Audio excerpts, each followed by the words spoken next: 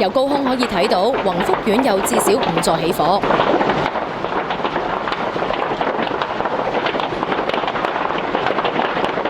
火勢非常猛烈，其中一座大火由低層一直燒到頂部，成幅棚架都起火。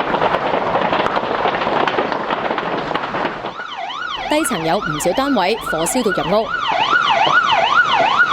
大量嘅濃煙升上半空，遠到去馬鞍山同埋吐露港公路離遠都睇到。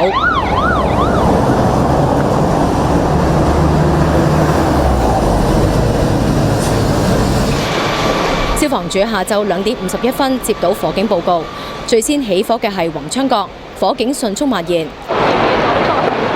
屋苑有8座，至少5座受到波及。期間有棚架成幅跌咗落嚟。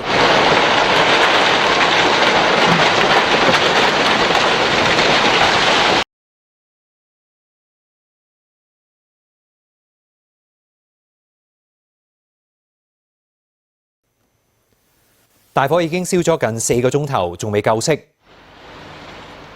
現場可以見到啦，多座大廈啦都火光紅紅。咁至少有5座大廈啦已經係蔓延。